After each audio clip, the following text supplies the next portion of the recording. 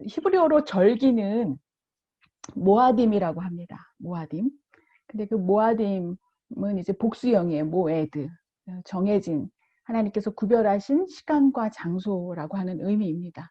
하나님께서 우리하고 만나주시기 위해서 특별히 데이트를 신청하신 날이다. 유대인들은 그렇게 이해를 하고 있습니다. 세상에 어떤 민족이 자기 민족이 지키는 혹은 종족이 지키는 그 절기를 하나님이 직접 가르쳐 주신 절기를 지키는 민족이 또 있을까요? 그렇죠? 네, 그 하나님의 창조 그 역사 속에서 안식일이 첫 번째 모해드였습니다.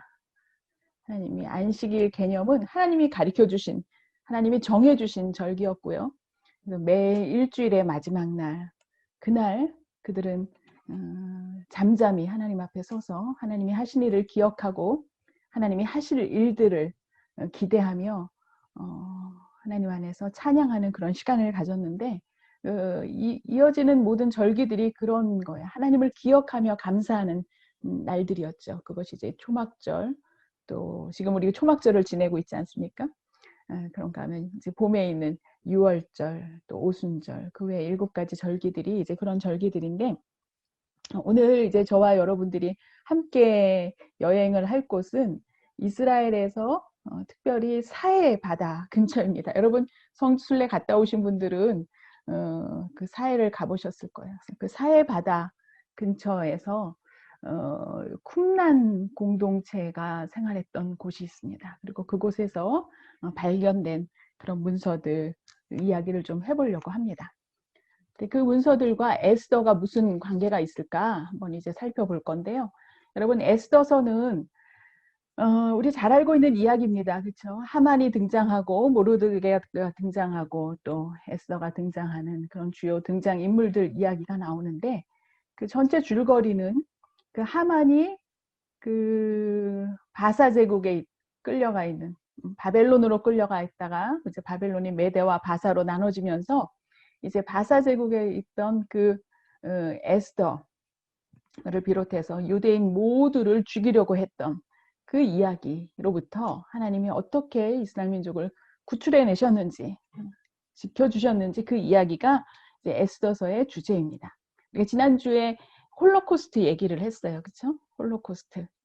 그 홀로코스트를 이겨낸 생존자 어린이 룰렉, 이스라엘 메이를 아우 라삐 이야기를 했습니다. 그러면서 그 라삐가 자기는 2차 대전의 홀로코스트를 이겨낸, 홀로코스트에서 살아남은 생존자였지만 최초의 이스라엘 역사 속에서의 홀로코스트 어린이 생존자를 우리에게 소개를 해줬습니다. 최초의 이스라엘이 경험했던 홀로코스트, 민족적인 대학살 사건은 그들이 애굽에서, 그렇죠? 430년 종살이 하다가 출애굽하기 전에 일어났던 그 홀로코스트였습니다. 그리고 그곳에서 생존한 어린이 이야기, 모세 이야기를 우리가 함께 들여다봤는데, 사실 에스더서의 배경도 홀로코스트 얘기였습니다. 그렇죠? 이스라엘을 민족적으로 전멸시키려고 했던 그 시도, 그 시도였고, 이제 그 홀로코스트 사건을 이제 작전이 있었는데 그 파이널 솔루션이었어요. 그렇죠? 히틀러가 가지고 있었던 그 작전명. 참 이상하지 않습니까? 왜 하나님께서 이스라엘 민족을 이런 홀로코스트를 지나게 하셨을까? 아니, 하나님이 하셨을까요? 아니, 누가 그 홀로코스트를 하였던 것일까요? 저는 성경을 구약으로부터 신약까지 하나의 그림을 가지고 봐야 된다고 생각을 합니다. 신구약의 주제는 구원입니다. 또 다른 말로는 복이죠. 저와 여러분이 예수님으로부터 또 하나님으로부터 받을 수 있는 최고의 복은 무엇일까요? 예수님을 따라다니던 사람들은 배고픈 사람에게는 음식일 수도 있었을 거고, 불치병 환자에게는 치유함이, 우울병 환자에게는 그 우울증에서 뛰쳐나가는 것이 복이었을 겁니다. 그래서 수많은 군중들이 예수님을 몰려서 쫓아다녔어요. 그런데 그때마다 예수님께서 하신 말씀은 내가 온 목적은 십자가에 죽기 위함이다. 그런 얘기를 하셨어요. 하나님의 최종 목적은 최종 우리에게 주시는 복은 바로 죄로부터의 구원이다라고 하는 거예요. 그것이 아브라함과 하나님이 맺으셨던 계약 속에서 그 프로젝트, 하나님의 그 프로젝트는 이미 드러나 있습니다. 창세기 12장에 보면 하나님이 아브라함을 부르시면서 내가 너에게 한 민족을 이룰 것이고 그 민족을 통해서 열방이 복을 받는 복의 근원으로 사용하시겠다고 하신 말씀 가운데 그 복은 바로 이스라엘 통해서 받은 우리가 하나님으로부터 받은 복 중의 복은 바로 예수와 예수 그리스도를 통하신 그 구원이었다는 것을 우리가 알게 됩니다. 하나님의 그 프로젝트 속에서 이스라엘 역사 속에서 하나님은 이스라엘에 개입하시고 이스라엘의 역사를 주관하십니다. 근데 그 하나님의 프로젝트를 방해하는 세력이 바로 홀로코스트를 일으킨 세력들이죠. 왜냐하면 하나님의 그 프로젝트를 막기 위한 거예요. 그게 이제 이집트에서 있었고 에스더서에 드러나는 그 홀로코스트 작전 시도, 또 우리가 예수님이 태어나시기 바로 임박한 순간에 베들레헴에서 있었던 또 한 번의 그 홀로코스트. 그 이후로도 예수님이 오셨고 죽으셨고 부활하셨지만 여전히 유대 민족에게는 이 홀로코스트의 위협 속에서 그들은 살아왔습니다. 왜냐하면 하나님의 프로젝트는 끝나지 않았기 때문이에요. 하나님은 예수님이 오셨고 죽으셨고 부활하신 것으로 이스라엘과 맺으신 비즈니스가 끝난 것이 아니라 우리는 예수님이 다시 오실 것을 기다리며 준비하는 사람들입니다. 예수님이 다시 오실 때까지 사단은 여전히 하나님의 프로젝트를 방해하려고 하고 있고 또 우리가 그것을 보고 있습니다. 오늘 이 에스더 얘기를 이제 함께 할 건데 여기를 보시면 2차 대전 때 홀로코스트를 경험했던 유대인들이 살던 지역의 지도들이죠. 자, 쿰란 공동체가 어디에 살았는가?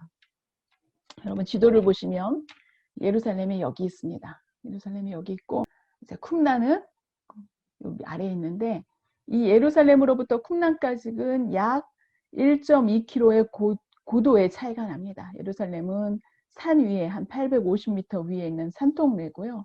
그로부터 수직으로 한 1.2km, 1200m 정도 내려가야 있는 곳이 바로 사해. 이 사해는 해에저 400m 아래에 있는 그 낮은 지역입니다. 뭐 차로는 불과 한 30분 정도밖에 거리가 떨어지지 않았지만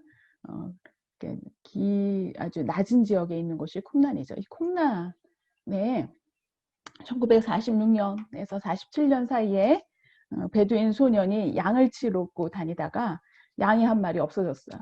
그래서 양을 찾으러 사방을 둘러서 이제 헤매고 다닙니다. 그러다 동굴을 하나 발견을 했는데 그 동굴에 양이 있으면은 이제 돌멩이를 맞으면은 소리가 나겠지 하고 동굴 안으로 이제 돌멩이를 하나 던져봅니다. 근데 양이 맞는 소리가 매 하는 소리가 나지 않고 뭔가 부딪히는 소리가 나는 거죠. 보니까 그 안에 이런 항아리들이 있고 그 항아리 안에 보니까 이런 뭔가는 모르지만 글을 모르는 까막눈이니까 읽을 수는 없었지만 이런 고문서들이 발견된 것을 보게 됩니다. 자, 이것을 시작으로 그가 이제 그 베두인 소년이 이게 뭔지는 모르지만 뭐 오래된 것 같고 저 베들레헴에 있는 골동품상에게 가지고 갑니다.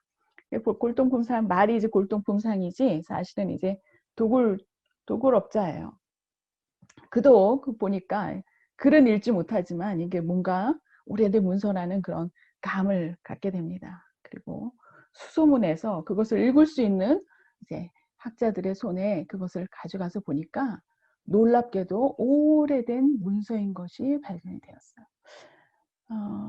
그것을 시작으로 전 세계의 이제 고고학자들이 성서학자들이 이곳으로 몰려듭니다. 여러분 기억하시기 바랍니다. 이스라엘이 1948년도에 독립이 된 거예요. 그러니까 아직 이스라엘 독립 전에 이 일이 일어난 거예요.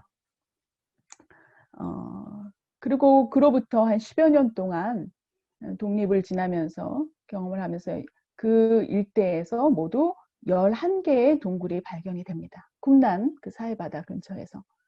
자, 그곳에서 발견된 그 문서들 가운데 이런 형태의 문서들이 있는가 하면 아주 작은 조각들도 또 하나는 어떤 글자의 반개, 그죠? 한 글자 하나도 아니고 그 반 조각, 뭐 이런저런, 그래서 900여 개의 크고 작은 문서들이 발견이 됩니다. 아까 처음에 보셨던 이 동굴은요, 그 11개의 동굴 가운데서 가장 많은 양의 그 문서들이 발견된 곳이에요. 그래서 사람들은 이게 네 번째 발견된 동굴, 4번 동굴이거든요. 이 4번 동굴을 이 쿰란 공동체가 사용했던 아마 도서관이었을 거다, 이제 그런 얘기를 합니다. 여러분들이 쿰란 혹은 사회문서, Dead Sea Scrolls, 여러분들이 인터넷에서 찾아보면 제일 먼저 등장하는 동굴이 아마 이 동굴일 거예요. 4번 동굴이에요. 자, 그런데 이 동굴들에서 발견된 그 900여 개의 문서들을 전부 우리는 3개의 그룹으로 나눌 수가 있습니다. 그 3개의 그룹 가운데는 첫 번째는 성경을 옮겨 쓴 그런 문서들이 발견이 됐고요. 두 번째는 성경, 우리가 지금 얘기하는 구약 성경의 정경 안에는 들어가 있지 않지만 유대인들이 가지고 있었던 그 많은 성경과 관련된 그런 문서들이 있어요. 외경, 우리는 외경 혹은 위경이라고 얘기를 하죠. 오늘 이따가 시간이 되면 잠깐 언급을 하겠지만 요한복음을 보면 예수님께서 수전절이 이름에, 그쵸? 성전에 오르신 이야기를 기록을 하고 있습니다. 그런데 신약을 읽는 많은 독자들은 그 수전절이 무엇인지 알 수가 없었어요. 왜냐하면 구약 성경에서 절기를 하나님께서 가르쳐 주셨을 때 수전절 얘기는 안 나오거든요. 근데 이 쿰란 동굴에서 발견된 문서들 가운데 정경 안에는 들어가 있지는 않지만 마카비서가 발견이 되었습니다. 그리고 그 마카비서를 통해서 그 수전절이 무엇을 기념하는 절기인지 알게 되었는데, 기원전 167년경에 그 당시에 안티오코스, 헬라가 이스라엘을 지배하고 있을 때 헬라는 우리가 잘 알고 있는 것처럼 헬레니즘 사상, 그렇죠? 인간 중심의, 인간의 이성, 인간의 철학, 신체의 아름다움을 아주 중요시 여겼던 그런 사람들이었어요. 그 사람들이 이스라엘을 와보니까 이렇게 무지몽매한 민족이 있다니, 아이를 태어나면 8일 만에 할례를 하지 않나, 안식일이면 일을 하지 않고 들어앉아 있질 않나, 여러 가지로 자기가 볼 때 문명 개화를 시킬 대상으로 여겼습니다. 그래서 성전에서의 하나님 앞에 예배 드리는 걸 금지시키고 안식일을 금지하게 하고 할례를 금지시키고 여러 가지 이제 종교적인 탄압, 그들에게 있어서는 문명 개화라고 여겼겠죠. 그러할 때 놀랍게도 성전을 지키고 있던 제사장들조차도, 유대인들조차도 그것에 거부하기보다는 그 헬라화되는, 동화되는 현상들이 일어나게 됩니다. 그래서 그 당시 헬레니즘에 심취해서 링과 프랑카, 헬라어를 배우고 성전 근처에 짐나우지움을, 체육관을 만들어서 바디빌딩을 하고 뭐 이런 일들이 일어나요. 헬라와 타협할 것인가 아니면 신앙을 지킬 것인가, 갈등이, 이스라엘 내에 갈등이 일어나게 됩니다. 그때 마카비 가문에, 예루살렘에서 멀지 않는 모디인이라고 하는 곳에 살고 있던 그 마카비 가문의 제사장이 그 대헬라 제국에 반대해서 이제 혁명을 일으키게 됩니다. 그리고 놀랍게도 예루살렘 성전을 탈환하죠. 그것을 기념한 절기가 수전절이에요. 히브리어로 하누카, 그렇죠? 성전을 탈환한. 그런데 그 사건은 이미 구약 성경이 마지막으로 다 쓰여지고 나서 신약 성경이 쓰여지기 전에 신구약 중간기에 일어났던 사건이었던 거예요. 그래서 구약 성경에는 이 수전절에 대한 이야기를 우리가 찾아볼 수가 없었죠. 하지만 예수님이 태어나신 그 당시에는 이미 민족적으로 유대인들은 그 마카비 항쟁을 기념하며 예루살렘 성전을 탈하는 것을 기념하는 것을 민족적인 절기로 지키고 있었던 거예요. 이처럼 신약 성경을 읽으면서 수전절에 대해서 알 수 없었던 내용들을 이 쿰란 공동체가 가지고 있었던 문서들, 특별히 성경 외의 문서, 외경이나 위경들 가운데 하나인 마카비서를 통해서 요한복음서에서 얘기한 수전절이 무엇인지를 알게 되었다는 거죠. 자, 쿰란에서 발견된 문서들 두 번째 그룹은 이처럼 정경 외에 위경과 외경이 있었습니다. 마지막 세 번째 그룹, 쿰란에서 발견된 900여 개의 그 문서 조각 혹은 문서 두루마기 쪽에서 어떤 것이 발견됐냐면 이 쿰란 공동체가 사용했던, 그런 쿰란 공동체가 또 기록했던 문서들이 있었어요. 예를 들어서 쿰란 공동체는 어떤 규율을 지켜야 되는지, 쿰난 공동체가 가지고 있었던 사상을 우리가 읽을 수 있는 뭐 성전과 관련된 두루마기라든가 그 문서들이라든가 또 그들이 사용한 달력이라든가 또 서로 돈을 주고받으면서 썼던 뭐 계약서라든가 이런 쿰난 공동체와 관련된 공동체 문서들이 발견되었어요. 우리가 관심하는 것은 오늘 에스더서, 쿰난 공동체와 에스더서가 어떤 관계를 잇는가 보기 위한 것이기 때문에 저는 이 쿰난 공동체에서 발견된 3개의 그룹 문서들 가운데 첫 번째 그룹인 쿰난 공동체가 가지고 있었던 성경 사본들을 한번 들여다보고 싶습니다. 여기 보시면 쿰난 공동체가 좋아했던 성경들이 있어요. 여러분, 우리가 그 사람의 성향을 알기 위해서는 그 사람의 책꽂이를 보면 압니다. 그렇죠? 어떤 분은 무협 소설을 좋아하는 사람이 있을 거고, 어떤 분은 간증집을 좋아하는 분이 있을 거고, 어떤 분은 역사를 좋아하는 분이, 그 사람의 책꽂이, 그 사람의 도서관, 그렇죠? 그 사람의 그 서재를 보면 그 사람의 성향을 알 수가 있어요. 우리는 이 쿰난 공동체가 가지고 있었던 그 성경 사본들을 보면서 이 공동체의 특색, 이 공동체의 성향을 한번 유추해 볼 수가 있습니다. 여기 보시는 것처럼 이들이 가지고 있었던 성경 가운데 어떤 책들이 있습니까? 창세기로부터 이제 열왕기까지 보면서 제일 많이 가지고 있었던 책이 어떤 책이에요? 신명기 말씀. 이들은 신명기 책을 굉장히 여러 개의 사본들을 옮겨 써서 가지고 있었어요. 인쇄술이 없었으니까 다 하나하나 필사를 한 겁니다. 그렇죠? 이들이 필사를 하기를 신명기 책을 많이 가지고 있었고 또 시편 말씀을 하나님을 찬양하는 노래를 그들은 많이 옮겨 써서 가지고 있었어요. 창세기도 많이 가지고 있었고요. 또 이사야서를 가지고 있었는데요. 특별히 이사야서는요. 우리 66장이잖아요. 이사야서의 완전한 형태의 이사야서. 그 사본이 거의 훼손되지 않은 그 긴 두루마리가 발견되기도 했어요. 또 다니엘서, 놀랍게도 이 공동체는 이 다니엘서를 굉장히 애독을 하고 또 많이 필사를 했던 것을 보게 됩니다. 그런데 여러분 흥미롭지 않습니까? 우리가 지금 현재 가지고 있는 구약 성경 전체에 이들이 단 하나도 옮겨 쓰지 않은 필사하지 않은 책이 있었는데 그것이 에스더서인 것을 여러분 한번 주목해 보시기 바랍니다.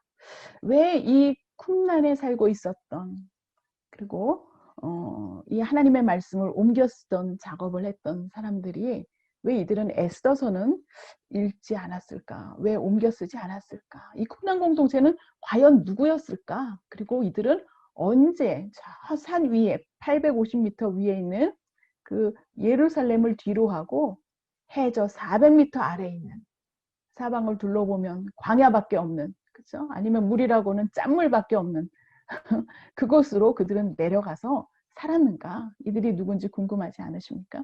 자, 참고로 쿰난에서 발견된 문서들 가운데 900여 개의 온전한 문서 혹은 작은 글자 파편까지도 있다 그랬는데 아직 그걸 다 읽어내지 못했어요. 아직 읽고 있는 중이에요. 그래서 현재까지 읽어낸 것들 가운데 지금 창세기가 한 20개 발견됐고 그렇죠? 뭐 이런 얘기. 아직 not final. 아직 끝나지 않았어요. 아직 히브리 대학을 중심으로 해서 아직 그 문서들을 고문서들을 읽는 작업들을 하고 있습니다. 왜냐하면요. 어떤 문서 가운데는 아까 이사야서 문서 같은 경우에는 온전한 형태의 문서가 발견이 된 반면에 어떤 문서는 한 구절이 발견되기도 했어요. 그래서 이 구절이 에가서 말씀인지 여호수아 말씀인지 그렇죠? 어떤 건 단어 2개, 어떤 거는 그렇죠? 문장. 그래서 그걸 아직까지도 읽고 있다. 아직 not final 이라는 여러분 알아주시면 좋겠습니다. 그 다음에 아까 언급한 것처럼 이제 성경 외에 다른 문서들이 있는데 그 중에 외경 또 위경 이렇게 있는 것들 보시게 됩니다. 자, 쿰난 공동체가 우리가 아까 본 것처럼 특별히 이 다니엘서를 굉장히 아주 애독을 했던 것 같아요. 그리고 실제적으로 이 쿰난 공동체의 자문서들, 이 공동체 사람들이 자기들이 기록한, 자기들이 저술한 그 책을 보면 이 다니엘서의 영향을 많이 받은 것을 알게 됩니다. 다니엘은 묵시적인 공동체였어요. 묵시적인 공동체. 종말 공동체. 마지막에 하나님께서 하실 일들을 기대하는 공동체였습니다. 그렇죠? 다니엘서의 영향을 받을 수밖에 없었어요. 자, 여러분, 이 쿰란 공동체가 내려간 그 시기는요. 아까 마카비 항쟁을 통해서 예루살렘 성전을 탈환을 하게 됩니다. 유대인들이. 그런데 그 마카비 가문이 처음에는 그 대헬라 제국에 대항해서 혁명을 일으켰지만 하스몬 왕가를 이룬 그들이 어느 순간 그 헬라의 문화, 헬라의 그런 사상을 따라가고 있는 그런 모습을 바라보면서 이 쿰란으로 내려간 공동체는 절망을 하게 됩니다. 하나님 중심의 사상보다는 인간 중심의 사상, 헬라 문화에 심취해 가고 있는 그 이들을 보면서 또 그 제사장들을 보면서 굉장히 절망을 하게 되죠. 그러나 자기들의 힘으로는 대헬라 제국을 싸워서 이길 수 없고 또 이미 성전의 주도권을 가지고 있는 그 대제사장들과 겨루어서 이길 수 없는 그런 상황인 것을 그들이 인지를 하게 됩니다. 그리고 이 상황을 바꿀 수 있는 힘은 오직 마지막 때 하나님께서 오셔서 심판하실, 그리고 하나님께서 다시 정화시키시고 세우실 것이라고 하는 그런 종말에 대한 기대를 갖게 됩니다. 사실 우리가 다니엘서를 읽어보면 다니엘서의 전반부와 그쵸? 후반부를 나눠서 볼 수가 있는데요. 다니엘서의 전반부는 포로로 끌려간 다니엘이 그곳에서 경험한 이야기입니다. 그러나 후반부를 보면 다니엘 시대를 넘어서서 앞으로 있을 마지막 때 종말 사상, 묵시 사상이 등장하고 있는 것을 보게 돼요. 자, 이처럼 쿰란 공동체가 다니엘서를 많이 가지고 있었는데 그 쿰란 공동체가 다니엘서의 영향을 받아서 갖게 된 사상 가운데 그 메시아 사상 혹은 마지막 종말 사상을 이제 그들이 가지고 있는 것을 보게 됩니다. 특별히 이 쿰란 공동체는 메시아 사상이 두 메시아를 기대를 하고 있었어요. 하나는 아론의 메시아. 아론은 종말 마지막 때의 대사제로서의 메시아를 이제 기대하는 것이고요. 또 하나는 이스라엘의 정치적인 메시아. 그렇죠? 그래서 헬라로부터 이스라엘을 해방시킬 줄 그런 정치적인 메시아. 두 메시아 사상을 가지고 있었던 것으로 보입니다. 자, 그 쿰란에서 발견된 이 문서들이 지금 예루살렘에 가보시면 이스라엘 박물관에 이렇게 보관이 되어 있습니다. 가보시면 그 쿰란 사회 문서들을 여러분들이 직접 눈으로 보실 수가 있을 거예요. 자, 그러면 이 쿰란 공동체는 언제 이 밑으로 내려갔는가? 쿰란 사회로. 그리고 그들은 언제까지 그곳에 있었는가? 대충 그들의 연대를 보면 기원전 150년경에 쿰란으로 내려간 것으로 보입니다. 그리고 그들이 기원 후 68년, 70년까지 그래서 예루살렘 성전이 함락되던 70년 그 무렵에 이들의 운명도 그들 그 성전과 함께 사라졌던 것으로 보이게 됩니다. 자, 11개의 동굴이 발견됨과 동시에 많은 사람들이, 고고학자들이 분명 이곳 어딘가에 사람들이 살았을 거라는 그런 이제 가정을 하고 그 주변 일대를 뒤지게 됩니다. 왜냐하면 동굴 하나도 아니고 11개의 그런 수많은 문서들을 어디 다른 곳에서 써서 그곳으로 옮겨왔을 거지는 않았을 거라는 생각을 한 거죠. 분명히 여기 어딘가에 누군가가 살았을 거다. 그리고 여러 고고학자들이 수고를 한 결과 이런 형태의 주거지를 발견을 하게 됩니다. 땅이 묻혀 있었던 거죠. 그러니까 그 땅을 파내고 먼지를 털어내고 보니까 이런 어마어마한 규모의 모습이 드러나게 돼, 마을이 드러나게 된 거예요. 보시면 이제 이거는 넓은 홀이에요, 그죠? 여러 사람이 같이 모여 앉아 있을 수 있는 넓은 홀도 발견이 됐고요. 재밌는 것은 이 마을에 이런 형태의 그 공간들이 여러 개가 발견됐어요. 이거는 사실 미크베예요. 미크베. 미크베는 ritual bath, 그렇죠? 그래서 정결 의식을 하는 곳이에요. 내려가는 계단이 있고 올라가는 계단이 있습니다. 여기서 들어가서 목욕을 때를 닦는 것이 아니라 몸을 침수를 하는 거예요. 그래서 하나님의 말씀을 그들이 옮겨 쓰는 작업을 하기 전에, 함께 찬양을 부르기 전에, 함께 기도하기 전에 그들은 늘 하나의 의식을 치렀는데 이렇게 몸을 정결케 하는 정결 의식을 하게 됩니다. 계단이 두 개가 있는 이유는 내려가는 사람과, 그래서 아직, 그쵸? 아직 정결 의식을 하지 않은 사람과 이미 정결 의식을 하고 올라오는 사람이 부딪혀서 오염되지 않도록 내려가는 공간, 올라가는 공간이 따로 있는 것을 보게 됩니다. 이 쿰란 공동체가 살았던 곳은요, 주변이 물이 부족한 곳이었어요. 그렇죠? 물이 아주 부족한 그런 곳에, 그럼에도 불구하고 이들이 이 공동체가 이 여러 개의 그 미크베, 정결의식 장소를 가지고 있었다고 하는 것은 그들이 얼마나 이 정결의식을 중요시 여겼는가 우리가 생각할 수가 있습니다. 이런 미크베는요, 어디에서도 많이 발견되냐면 예루살렘 성전 주변에 고고학 발굴에서도 많이 이 미크베가 발견이 됩니다. 그 얘기는 유대인들이 예루살렘 성전으로 예배드리러 가기 전에 항상 이런 정결의식을 했던 것을 보게 되죠. 아마 미국에 사시는 분들이나 주변에 유대인들이 사는 동네에 계신 분들은 이런 형태의 미크베도 많이 보셨을 거예요. 유대인들은 어디든 주이시 커뮤니티가 있는 곳에는 그들의 한 마을의 한가운데 항상 회당이 있거든요. 근데 그 회당에 보면 이런 미크베 형태가 있습니다. 자, 이제 다시 쿰란 얘기로 가보면, 그렇다면 이 쿰란 사람들은 누구였을까? 우리가 한번 질문을 해보게 됩니다.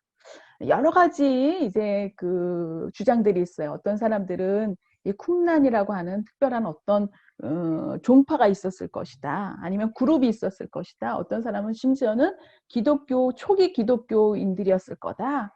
이런 여러 가지 주장들이 있습니다. 그 중에서 저는 유대인들이 가지고 있는, 유대인들이 전통적으로 그 쿰란 공동체가 누구라고 기억하고 있는지를 한번 들어보고 싶습니다. 플리니우스라고 여러분 보시면은 예수님 시대를 살았던 사람이에요. 그렇죠? 이 플리니우스라고 하는 그 이스라엘의 역사학자는 에세네파에 대해서 이렇게 얘기를 합니다. 사해바다 서쪽에 살고 있었다. 그들은 고립된 공동체를 가지고 있었고, 그러니까 따로 모여서, 그렇죠? 구별해서 살고 있었고, 여성들하고 같이 살지 않았다. 그렇죠?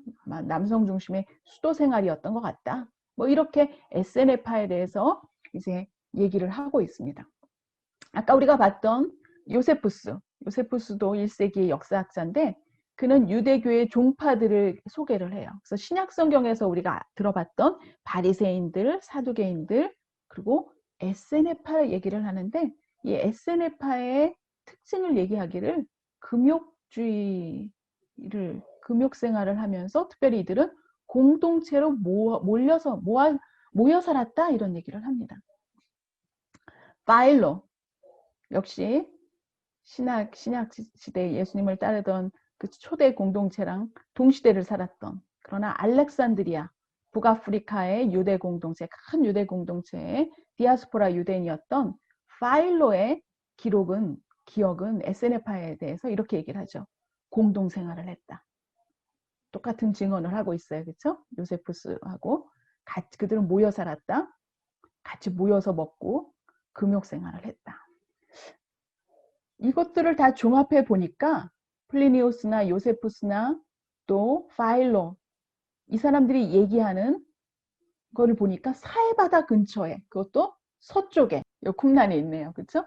여기에 살고 있었고 또 보니까 이렇게 모여서 살면서 큰 그쵸? 공동체를 두고 모여서 살면서 정결은식을 하고 금욕생활을 하고 같이 모여서 공동생활을 하고 모여서 읽고 모여서 밥 먹고 그쵸? 모여서 기도하고 이런 여러 가지 형태로 봤을 때 쿰란 공동체는 자기들 소개하는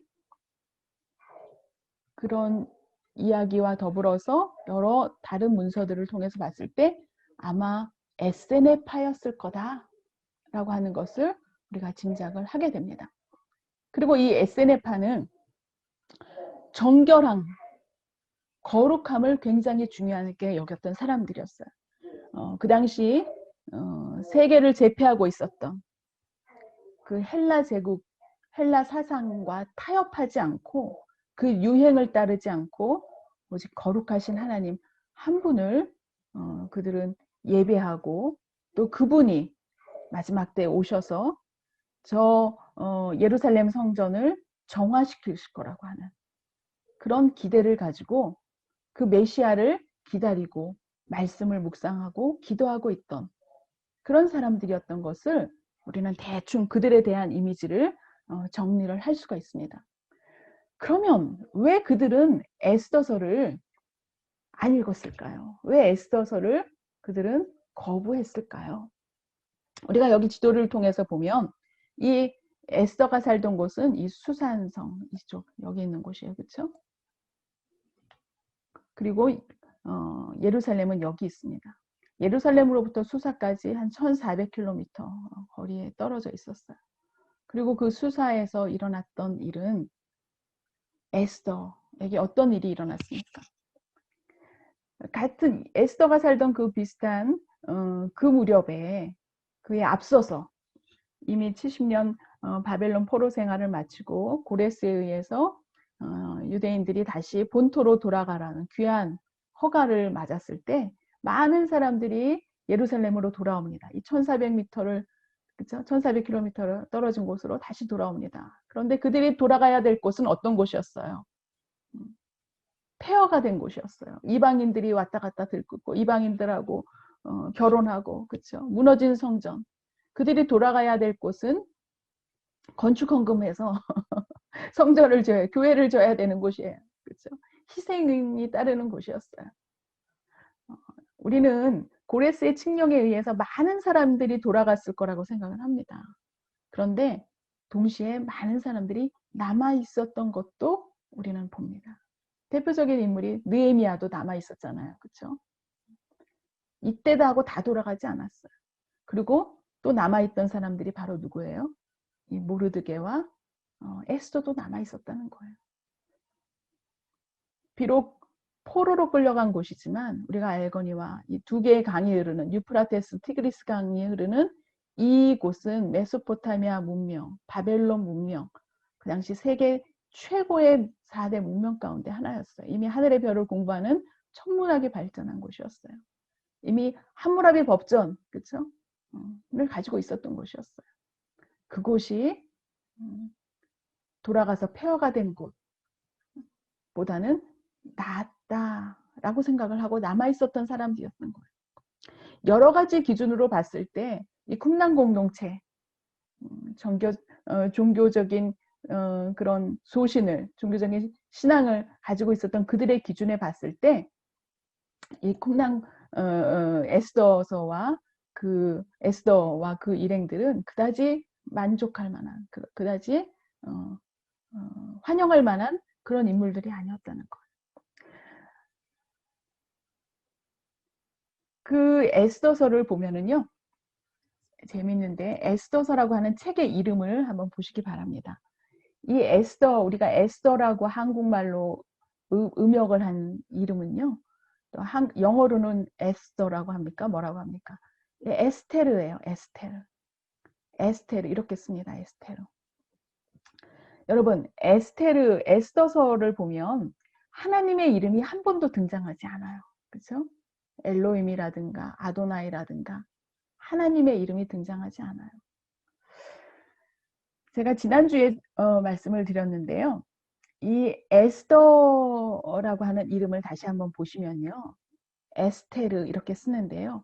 히브리어는 모든 단어가 세 개의 글자가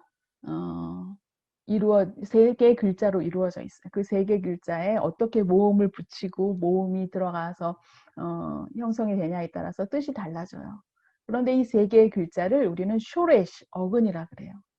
그런데 그 세 개의 글자가 같은 어근을 가지고 있으면 같은 의미를 가지고 있어요.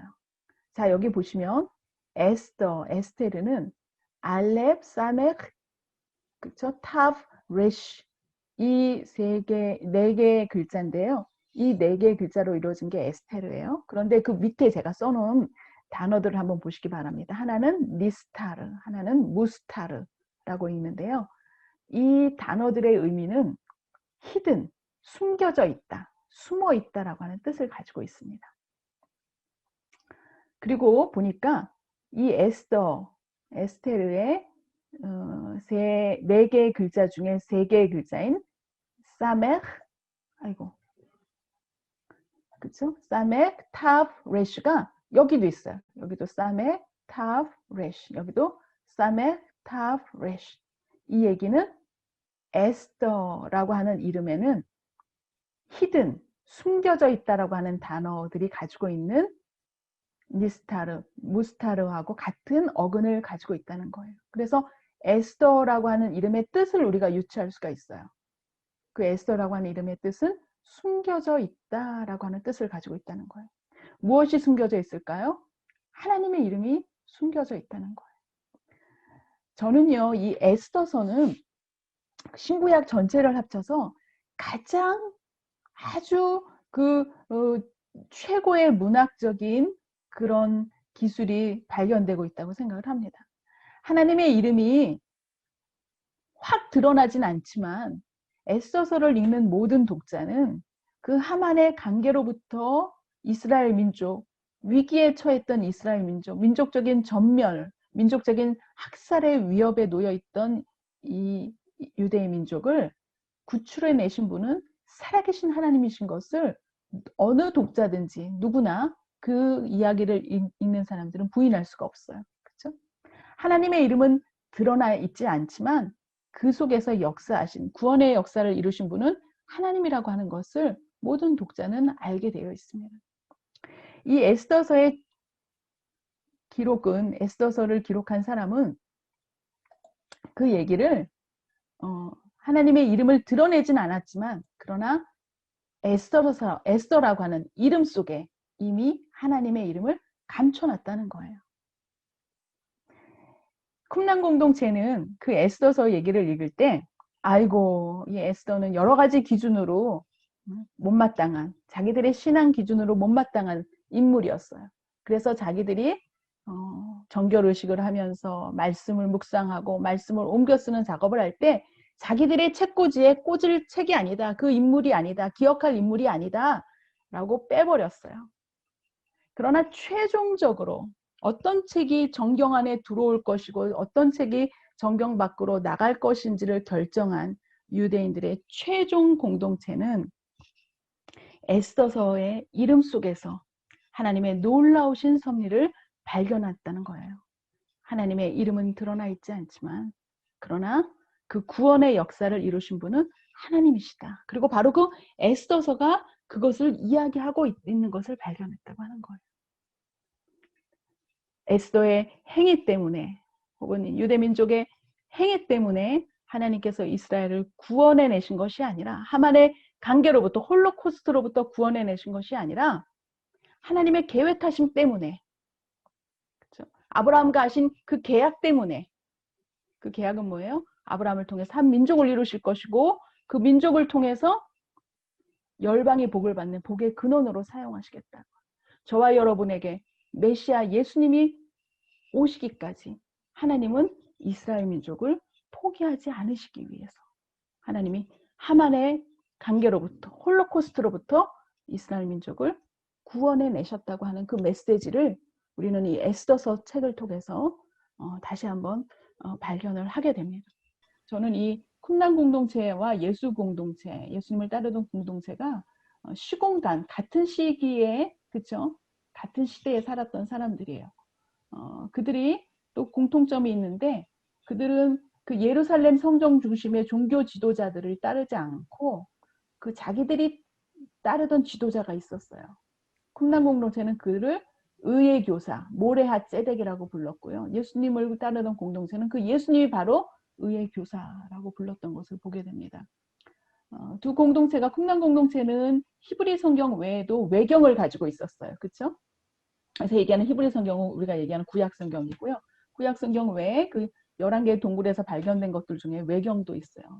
그 아까 얘기한 그 마카비서 같은 것들이 있어요. 그렇죠? 근데 예수님을 따르는 공동체는 히브리 성경을 얘기를 했고요. 쓰여진 성경. 그리고 그 당시 쓰여지지 않는 성경, 구전 성경법을 따르던 바리새인들과도 갈등을 가지고 있었어요. 예수님 공동체는.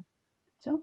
철저하게 말씀 중심의 공동체였다. 예수님 따르던 공동체. 또 두 그룹을, 쿰란 공동체와 예수님 따르는 공동체를 비교할 때 메시아 사상, 이 두 공동체는 다 메시아 사상에 대한 기대를 가지고 있었어요.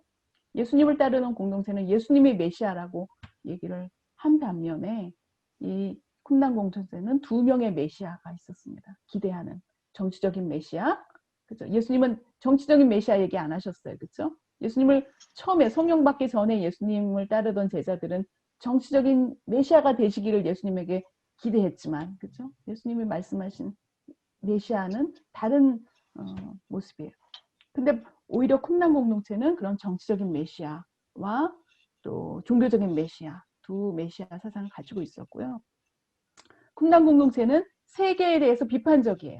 그래서 저 예루살렘에 있는 저것들 마지막 때에 하나님이 오셔서 다 심판하시고 다 벌하실 것이라고 하는, 그리고 우리가 선택된, 구별된 하나님의 마지막 남은 자들이라고 하는 그런 의식을 가지고 있었어요.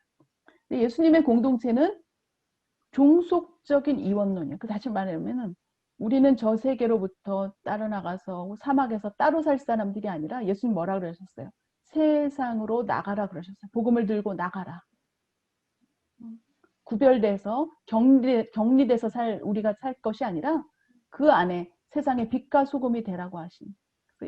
예수님을 따르는 공동체가 가지고 있었던 세계관과 쿰란 공동체가 가지고 있었던 세계관을 비교해 볼 만해요.